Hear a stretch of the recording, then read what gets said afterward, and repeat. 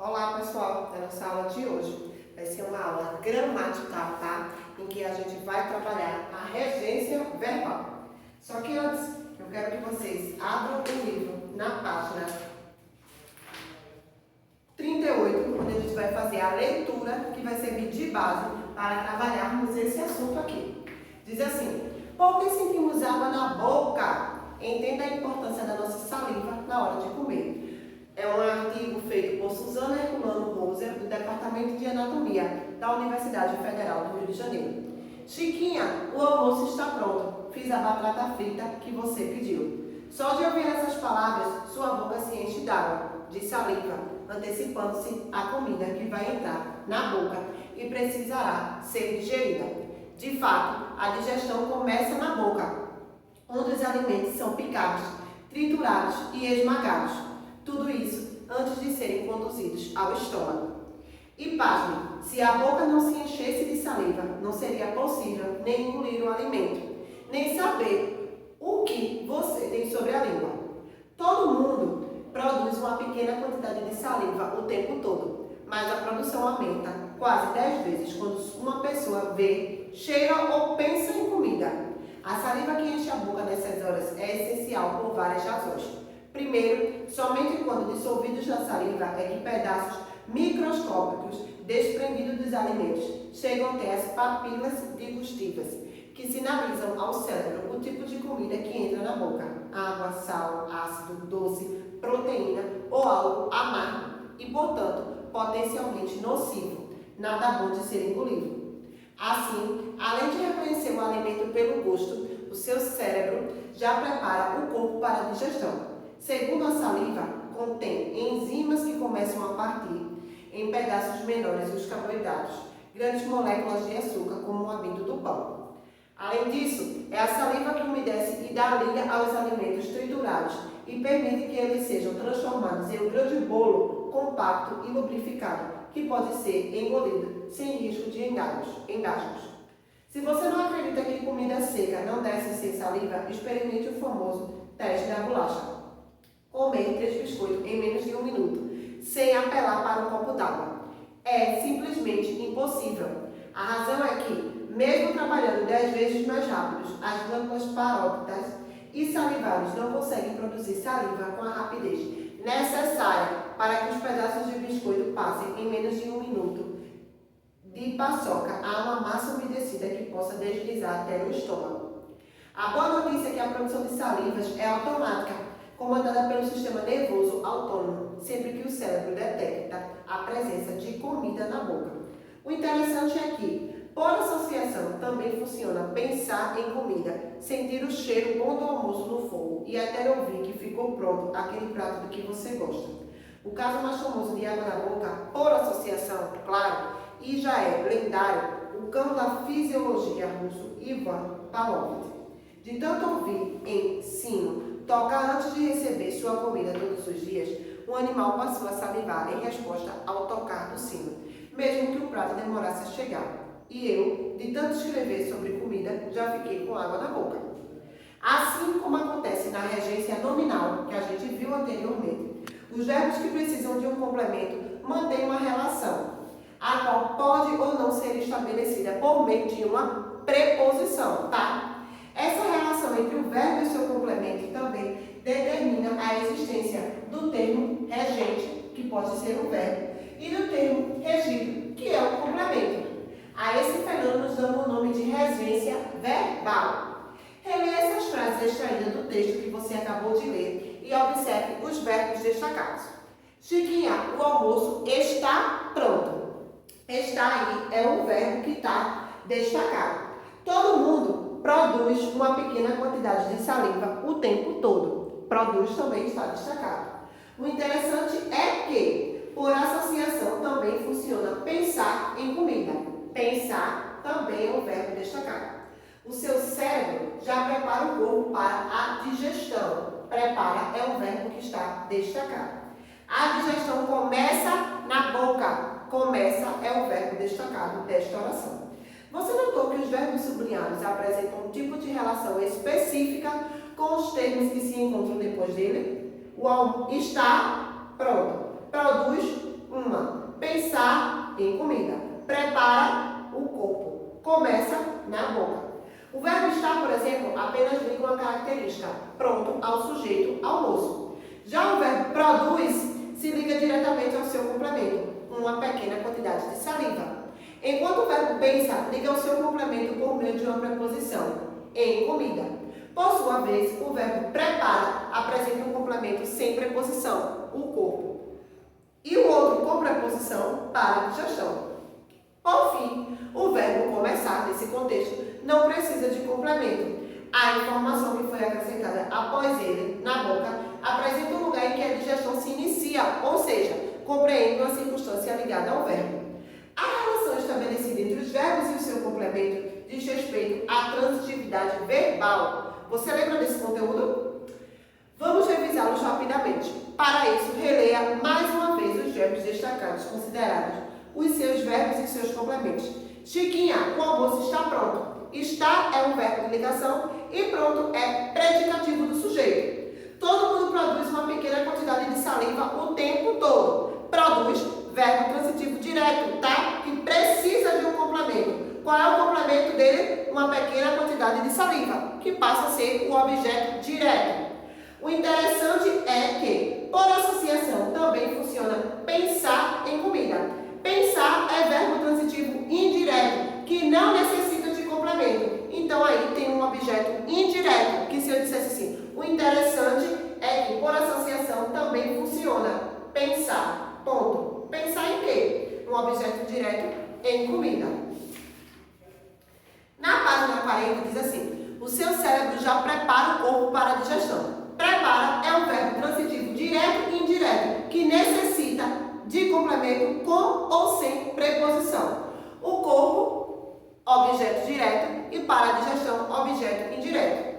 A digestão começa na boca, começa o verbo intransitivo, na boca, adjunto adverbial de lugar. Para compreender corretamente a regência dos verbos, é preciso considerar algumas questões importantes. A primeira dela está na letra A. Existem verbos que admitem mais de uma regência, geralmente em função de sua diversidade de significado. Agradar é verbo transitivo direto, no sentido de contentar, mimar e acariciar. A professora agradou os alunos. É verbo transitivo indireto, no sentido de satisfazer. A informação sobre a importância da saliva agradou aos alunos. B. Os verbos intransitivos não necessitam de complementação, pois sozinhos indicam ação ou fato. A pesquisadora Suzana nasceu no Rio de Janeiro. C. Há verbos que admitem duas construções, uma transitiva direta, outra indireta, sem que isso implique modificações no sentido. Abdicar pode ser verbo transitivo direto ou verbo transitivo indireto, com a preposição de, e também verbo intransitivo. Depois da notícia, abdicou o carro. Depois da notícia, abdicou do carro. E depois da notícia, abdicou. Eu preciso dizer de que foi que ela abdicou? Não. D. Alguns verbos apresentam diferenças na regência, na variedade padrão e na variedade coloquial, tá? Diferença na hora que a gente escreve e na hora que a gente fala. E fui ao centro de pesquisa mês passado. Essa é a variedade padrão, a variedade que é pedida pela gramática, que é aceita na nossa escrita. Eu fui no psicólogo ontem. Isso aí é a variedade coloquial, é o que costumamos fazer na nossa fala. A regência de alguns verbos. Agora que você já sabe como a regência verbal acontece, observe a seguir alguns verbos cuja regência é importante que seja do seu conhecimento. Agradecer, quando ele é verbo transitivo direto, quando se refere a uma coisa. Pedro agradeceu, aquela indicação de leitura. Verbo transitivo indireto, quando se refere a uma pessoa. Pedro agradeceu ao amigo. E verbo transitivo direto e indireto, quando se refere a uma coisa e uma pessoa. Pedro agradeceu aquela indicação de leitura ao amigo. Aspirar, verbo transitivo direto no sentido de sorver, absorver e inspirar. Aspirou o ar puro assim que chegou ao sítio da família. Verbo transitivo direto no sentido de almejar com a preposição a. Eulália aspirava a uma vaga naquele colégio tão bem recomendado. Assistir, verbo transitivo dever ou ter direito com a preposição a. Eu e Marcos assistimos ao filme Liga da Justiça ontem. Um filme bem elaborado assiste ao espectador. Na página 42 diz assim: verbo transitivo direto ou indireto no sentido de prestar auxílio, ajudar com a preposição a. Minha escola assiste a creche Boa Esperança. Verbo transitivo no sentido da morar com a preposição em. Aquele grupo de pesquisa assiste em São Paulo. Chegar, ir e comparecer. Os verbos chegar, ir e comparecer são intransitivos, pois são verbos de movimento. A indicação de lugar é circunstância, adjunta adverbial de lugar, e não complementação. Esses verbos exigem a preposição a na indicação de destino e de na indicação de procedência. Cheguei à festa com meus pais, fomos ao cinema sábado passado, compareceu ao jantar no horário marcado. Esquecer-se e lembrar-se. Verbos transitivos indiretos com a preposição de. Esqueci-me do resultado da pesquisa. Lembrei-me do resultado da pesquisa. Verbos transitivos diretos sem a preposição quando desacompanhados do pronome. Esqueci o resultado da pesquisa. Lembrei o resultado da pesquisa. Os verbos obedecer e desobedecer são verbos transitivos indiretos. Devemos obedecer às leis da física. Por que você desobedeceu aos responsáveis pelo projeto? Os verbos pagar e perdoar. Verbos transitivos diretos quando o objeto for uma coisa. Lucas pagou a aposta. Que Deus perdoe nossos deslizes.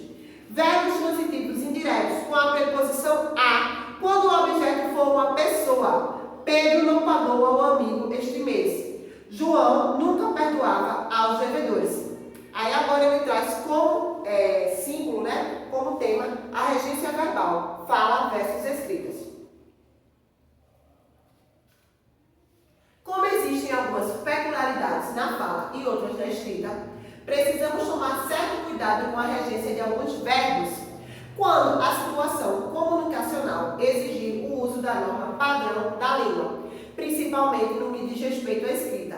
Por isso, fique atento aos verbos listados a seguir. Namorar, verbo transitivo direto, não permitido o uso da preposição com. Minha amiga namora um escritor famoso. É errado a gente dizer minha amiga namora com um escritor famoso, tá? O certo é minha amiga namora um escritor famoso.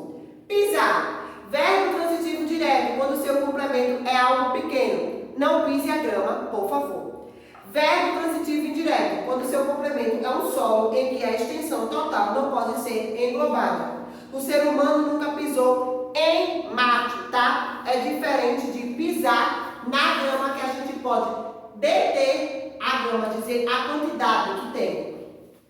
Preferir, verbo transitivo direto e indireto, que pede a preposição a e não admite o uso de expressões como mais, muito mais, antes, mil vezes, nem que ou do que, tá? Prefiro banho quente a banho gelado. Não é para dizer prefiro banho quente mais a banho gelado. Vê? Nem que a banho gelado. Atenção!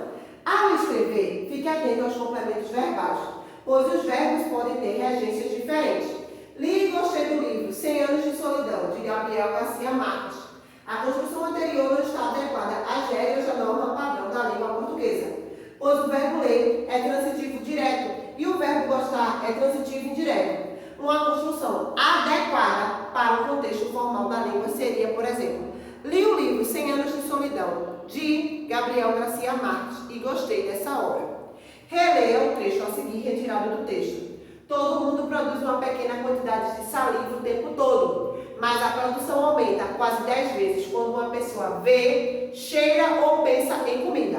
Considerando que o complemento comida refere-se aos 3 verbos destacados, responda: a regência empregada após os verbos está adequada à norma padrão? Justifique sua resposta. E no final da 44 tem assim: para que serve? Por que estudar a regência verbal, Valquíria? As relações entre os verbos e seus complementos compreendem um aspecto primordial dentro do contexto da organização sintática da nossa língua. A regência verbal é responsável, muitas vezes, pela construção sintática, relação de concordância, subordinação e da ordem entre as palavras de uma oração. E semântica, que é a relação de significado entre as palavras de uma oração dos enunciados. Você precisará fazer uso dessas condições toda vez que for necessária a utilização da norma padrão da língua. Por isso, fique atento para vocês escreverem uma redação do Enem nota 1000, vocês precisam conhecer a regência verbal e a regência nominal que nós estudamos nas aulas anteriores. Página 45. Leia mais um texto de divulgação científica e responda às questões propostas. Molécula da juventude? Estudos independentes em que injetou a proteína GDF11 em animais. Outro que fez transfusão sanguínea de jovens para idosos. Mostram que é possível reverter efeitos do envelhecimento em camundongos. Fica tentador comparar uma molécula encontrada no sangue de jovens com o LX da juventude. Afinal, essa proteína foi capaz de reverter o envelhecimento em idosos, chegando a reparar danos no material genético e criar novas células no cérebro. Promissora sem dúvida. Para humanos, as esperanças começam a esmaecer a partir daqui. Os resultados acima foram obtidos com camundongos, mas não se esvaem totalmente as chances de tal proteína prover os mesmos benefícios no homem sapiens. 2 artigos publicados na revista Science trazem resultados de um mesmo experimento. Estranho, é verdade. Juntar um sistema circulatório de 2 indivíduos, no caso um jovem e outro idoso, por meio da costura da pele de ambos. Esse procedimento é chamado parabiose e praticado em animais desde o século XIX. E, com base nele, já se sabia que esse método reverte sinais de envelhecimento no animal mais velho. Por quê? A provável resposta veio agora. GDF11, produzindo proteína cuja sigla em inglês significa fator de diferenciação de crescimento. Sabe-se que essa molécula regula a atividade das células-tronco, que podem se transformar em outras células do organismo. Mas o GDF11 é abundante em camundongos jovens e deficiente em idosos. Ano passado, mostrou-se que essa proteína tinha ação anti-envelhecimento no coração. Agora, efeitos semelhantes foram comprovados para músculos e cérebros. Um dos estudos, o grupo liderado por Annie House e Lane Rubin, na Universidade de Harvard, nos Estados Unidos, observou que injeções diárias da GDF11 por um mês melhorava a força e a estrutura dos músculos em camundongos idosos, em condições semelhantes às obtidas pela parabiose. No outro experimento, mostrou-se que o mesmo procedimento fez com que o cérebro produzisse novos neurônios, no caso relacionados ao olfato. Nos 2 casos, há evidências de que a GDF11 leva as células-tronco a se tornarem células adultas, no caso de músculos e de cérebro. A Universidade de Harvard já pediu a patente do GDF11 e Hayes disse que a revista Science, que já se discute o uso do fator em casos de Alzheimer e doenças cardíacas. A mesma reportagem informa que até agora só a droga repanicina e a chamada dieta de restrição calórica tinham efeitos semelhantes aos da GDF11, mas esse último tem a vantagem de ser uma substância naturalmente produzida pelo organismo. Transfusão jovial. No período Natura Medicine, foi publicado um estudo semelhante, mas que não identificou o fator de crescimento, mostrando que a transfusão de sangue de camundongos jovens para idosos melhorou a aprendizagem e a memória destes últimos. Segundo os autores, isso parece ter ocorrido por conta de um rejuvenescimento no hipocampo, área do cérebro, onde memórias são armazenadas. Problemas com o GDF11 não se sabe muito sobre seu mecanismo de ação. Assim, pouco adiantaria reverter o envelhecimento usando essa molécula e causar efeitos colaterais como doenças graves ou até mesmo a morte. É claro, há uma questão essencial. Aumentar a quantidade desse fator em um organismo idoso daria sobrevida ao paciente? Isso deve começar a ser respondido com testes do GDF11 em humanos daqui aos 3 ou 5 anos. Lembrete, comum na seção Mundo das Ciências da Ciência de hoje, lembre-se que a GDF11 pode atolar em alguns dos muitos buracos profundos da história das boas intenções, cujas margens contêm túmulos igualmente profundos de várias promessas anteriores da medicina. Tudo é provável nesse universo. Cássio Leite Vieira, Ciência Hoje, Rio de Janeiro, julho de 2014. Você acabou de ler mais um texto de divulgação científica. Considerando que discutimos e exercitamos a respeito desse gênero textual, responda às questões. Primeiro, que características identificadas no texto em questão permitem considerá-lo um texto que populariza uma pesquisa científica? Segundo, procure no texto a definição dos termos a seguir, GDF-11 e hipocampo. Terceiro, o texto apresenta aos leitores uma descoberta científica. Pensando nisso, responda ao que se pede. Letra A. De que descoberta o texto trata? B. Como os pesquisadores chegaram a essa evidência? 4. Segundo o texto, a descoberta da proteína GDF-11 tem um lado bom e outro lado obscuro. Com base no que foi apresentado, determine os pontos positivos para a letra A e os pontos negativos para a letra B. Quinto, agora considere a foto que ilustra o texto. Letra A. Uma palavra usada na legenda estabelece uma ligação entre a imagem que acompanha o texto e o artigo. Que palavra é essa? Tá? Tem aí uma mulher sorrindo que diz assim: teríamos encontrado, enfim, o Elixir da Juventude? Pesquisas publicadas recentemente em Science e Nature Medicine provam que estamos no caminho certo, tá? B. Que relação pode ser estabelecida entre o assunto abordado no texto e a foto apresentada? Seja, releia alguns excertos extraídos do texto e classifique os verbos destacados, considerando a classificação deles quanto à transitividade verbal nos contextos em que estão inseridos. Vocês vão dizer aí se ele é um verbo transitivo, se é um verbo intransitivo, se é um verbo transitivo, se é um verbo transitivo direto, se é um verbo transitivo indireto ou se é um verbo de ligação, tá? Verbo intransitivo, verbo transitivo direto, verbo transitivo indireto, um verbo de ligação ou se é um verbo transitivo direto e indireto ao mesmo tempo, tá? Hoje eu não queria nem aprofundar esses assuntos, isso é um conteúdo que a gente já viu no 8º ano, tá, gente? E no 7º também. Então diz assim, ó, letra A. A provável resposta veio agora. O veio, vocês vão me dizer se é verbo transitivo direto, verbo transitivo direto, verbo transitivo indireto, verbo de ligação ou verbo transitivo direto e indireto. B. Estudos independentes. Um que injetou a própria GDF-11 em animais, tá? Também. Injetou é qual? C. Aumentar a quantidade desse fator em um organismo idoso daria sobrevida ao paciente. E D. O GDF-11 é abundante em camundongos jovens e deficiente em idosos. Sétimo, releia esse trecho. Lembre-se que o GDF-11 pode atolar em alguns de muitos buracos profundos da estrada das boas intenções, cujas margens contêm túmulos igualmente profundos, de várias promessas anteriores na área da medicina. Agora responda. A regência do verbo, lembre-se, no excesso, está adequada à norma padrão? Explique e apresente a forma correta, se for o caso, tá? Na página 48, né, diz assim: tarefa, leia a tirinha a seguir e responda as questões. Era uma vez, espere, o que foi? Esse livro foi um best-seller. O autor premiado entrou na lista de todos os jornais. Só quero histórias altamente recomendadas. Há elogios da contracapa. Era uma vez um menino chato que passou a dormir sem historinhas. Esse livro virou filme. Podemos assistir ao vídeo, né? Bill, Anderson, Calvin e Aaron. Primeiro, na fala de Calvin, no segundo quadrinho, usou-se a forma verbal foi 2 vezes.